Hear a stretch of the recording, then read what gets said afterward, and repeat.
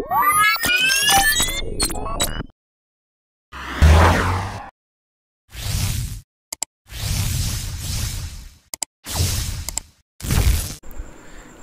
everyone. I, Dr. Sabah Zubair, welcome you all to the Pharma Health Zone. And today we will discuss about the topic of sterilization. Sterilization basically निकला है sterile से. Sterile अगर commonly हम देखें तो इसका ये मतलब होता है जर्म फ्री, जरासीम से पाक. तो बेसिकली ये टर्मिनोलॉजी हम अपनी फार्मास्यूटिकल डोजेज फॉर्म से उसकी प्रिपरेशन के रिलेटेड देखेंगे. हमने जो भी अपनी ड्रग बनानी होती है, बेशक वो टैबलेट फॉर्म में हो, इंजेक्टेबल फॉर्म में हो, कैप्सूल फॉर्म में हो, तो हमारी कोशिश यही होती है कि वो स्टेरिलाइज्ड हो. व्हाट डज़ इट मीन कि वो जरासीमों से पाक हो. तो उसके लिए हम जो प्रोसेस करते हैं, जो अमल करते हैं, उस अमल को नाम दिया जाता है स्टेरिलाइजेशन का. इसकी डेफिनेशन ये है कि स्टेरिलाइजेशन ऐसा प्रोसेस है जिसके थ्रू हम बैक्टीरिया या कोई भी किसी भी किस्म के जो भी लिविंग ऑर्गेनिज़म्स होते हैं, माइक्रो ऑर्गेनिज़म्स होते हैं, बेशक वो वायरस हो, प्रोटिस्ट हो, किसी भी किस्म का माइक्रो ऑर्गेनिज़म, उसको हम अपनी प्रिपरेशन से या आर्टिकल जो भी हम बनाने जा रहे हैं उसे या तो किल कर दिया जाता है कम्प्लीटली या रिमूव कर दिया जाता है. तो इस प्रोसेस को हम नाम देते हैं स्टेरिलाइजेशन का. और हमारी जो प्रिपरेशन होगी, जो आर्टिकल होगा, वो जरासीमों से पाक हो जाएगी. तो उसके लिए हम टर्मिनोलॉजी यूज़ करेंगे कि हमारी प्रिपरेशन या ये जो हमारी डोजेज फॉर्म है ये स्टीराइल है, मीन्स कि जरासीम से पाक है. So here is a flow chart कि कितने मेथड्स होते हैं, किन किन मेथड्स को अडॉप्ट करते हुए हम अपनी प्रिपरेशन को, हम अपनी डोजेज फार्म को स्टीराइल कर सकते हैं, जर्म फ्री बना सकते हैं. तो बेसिकली अपनी डोजेज फार्म को स्टीराइल करने के 3 मेथड्स हम यूज़ कर सकते हैं. One is the physical method, second is the chemical method and third is the mechanical method. Physical method means किसी भी अपरेटस, मशीनरी, हीट वगैरह को यूज़ करते हुए अगर हम मेथड यूज़ करेंगे तो that will be the physical method.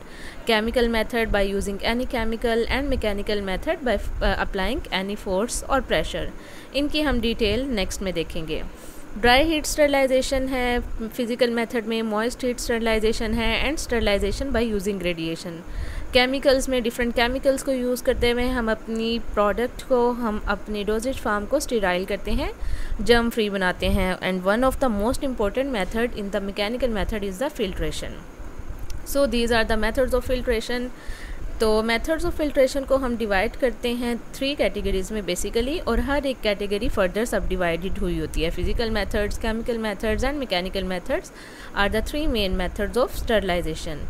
First of all is the physical method. Physical method में जब भी हम अपनी चीज़ को स्टरलाइज करेंगे, जर्म फ्री बनाएंगे, तो उसके अंदर हम या तो ड्राई हीट स्टरलाइजेशन यूज़ करेंगे या मॉइस्ट हीट स्टरलाइजेशन या स्टरलाइजेशन बाय यूजिंग रेडिएशन.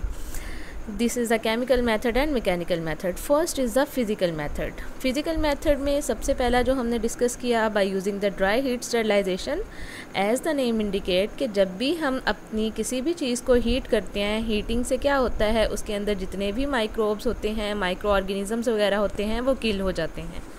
तो ड्राई हीट में मीन्स कि इसके अंदर कोई मॉइस्चर के कंटेंट वगैरह हम यूज़ नहीं करेंगे. तो क्या इसकी डेफिनेशन होगी, मेथड ऑफ स्टरलाइजेशन, ऐसा मेथड जिसके अंदर हम किसी भी किस्म की मॉइस्ट हीट को यूज़ नहीं करेंगे, that will be the dry heat sterilization. और ऐसे सब्सटेंसेस जो मॉइस्ट हीट स्टरलाइजेशन से डिस्ट्रॉय हो जाएंगे, उनके लिए हम ड्राई हीट स्टरलाइजेशन का मेथड यूज़ करते हैं. इसके लिए स्टैंडर्ड सेटिंग जो है वो हॉट एयर ओवन की एटलीस्ट कम से कम 2 घंटे रखनी होती है 160 डिग्री सेंटीग्रेड पे, या अगर इसी डिग्री सेंटीग्रेड को हम फ़ारेनहाइट स्केल में कन्वर्ट करें तो that will be the 320 degree Fahrenheit. तो ये था उसका स्टैंडर्ड सेटिंग. लेकिन अगर हमने किसी भी अपनी चीज़ को स्टरलाइज़ करना है बाय यूजिंग ड्राई हीट और हम चाहते हैं कि वो बहुत जल्दी से हो जाए, तो उसके लिए हम एक रैपिड मेथड, तेज़ी से चीज़ को स्टरलाइज़ करने वाला मेथड अडॉप्ट करेंगे. उसके लिए हमारे 2 कैटेगरीज़ हैं. एक होगा अगर हमारे पास जो ऑब्जेक्ट है जिसको हमने स्टरलाइज़ करना है, जर्म फ्री बनाना है, अगर वो अनरैप्ड होगा, मीन्स किसी भी रैपर वगैरह में, किसी भी आउटर कवरिंग में लिपटा नहीं होगा, पैक नहीं होगा, तो उसके लिए जो हमारी रिक्वायरमेंट होगी that will be the 190 degree centigrade for 6 minutes. और अगर यही ऑब्जेक्ट हमारा रैप्ड हो, किसी भी रैपर में, किसी भी आउटर कवरिंग में रैप्ड हो, तो उसके लिए जो रिक्वायरमेंट होगी, जो सेटिंग होगी हॉट एयर ओवन की, वो होगी 190 डिग्री सेंटीग्रेड फॉर 12 मिनट्स.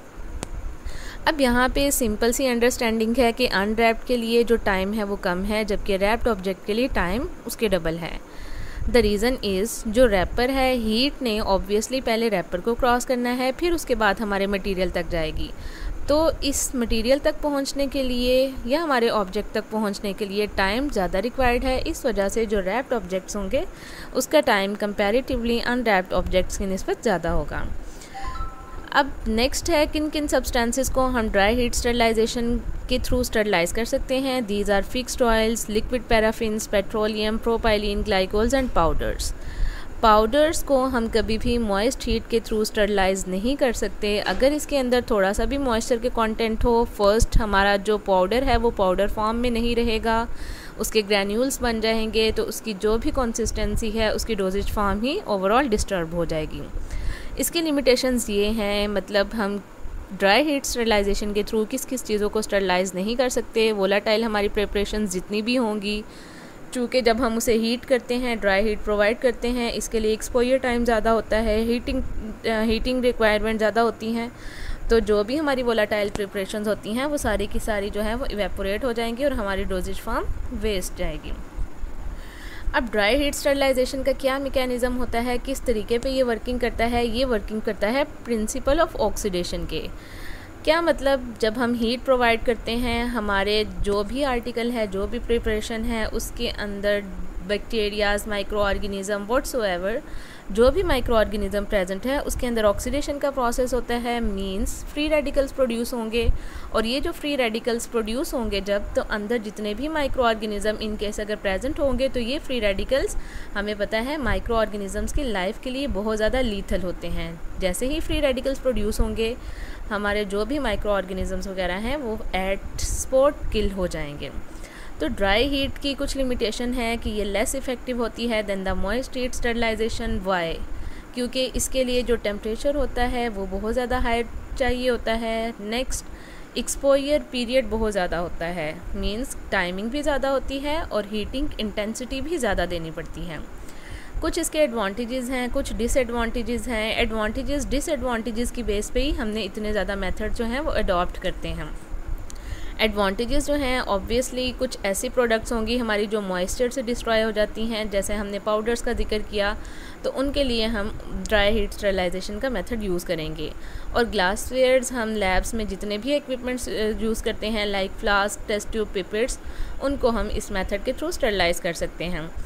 और चूँकि ड्राई हीट स्टरलाइजेशन जो है ये लेस डैमेजिंग होती है ग्लास और मेटल इक्विपमेंट्स के than the moist, so for those objects this method can be used. Next is the disadvantages. इसके disadvantages as we have discussed earlier कि वोलाटाइल प्रिपरेशंस या थर्मोलेबाइल सब्सटेंसेस जितने भी हैं उनके लिए हम ये यूज़ नहीं कर सकते।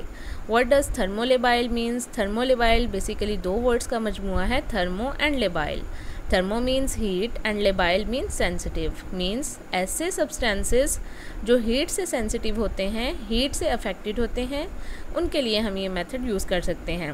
और सेकंड डिसएडवांटेज हम ऑलरेडी डिस्कस कर चुके हैं कि इसके लिए हीटिंग टाइम और टेम्परेचर जो है वो बहुत ज़्यादा हाई चाहिए होता है, तो अक्सर चीज़ें हाई टेम्परेचर और ज़्यादा एक्सपोजर पे डिस्ट्रॉय होने के चांसेस होते हैं, और ये सर्जिकल ड्रेसिंग्स जितनी भी हैं उनके लिए सूटेबल मेथड नहीं है।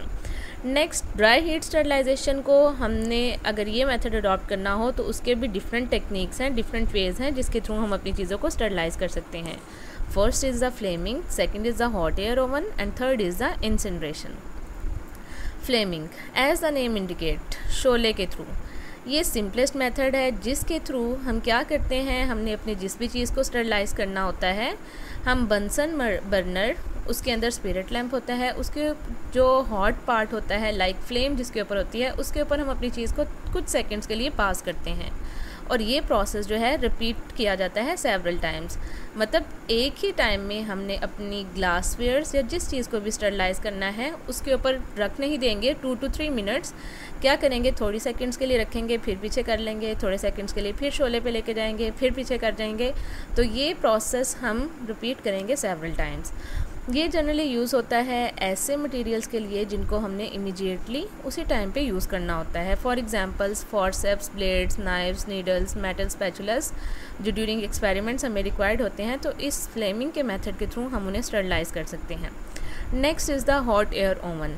हॉट एयर ओवन जैसे कि घरों में ओवन्स होते हैं, क्या वर्किंग होती है उसकी, उसके अंदर चीज़ें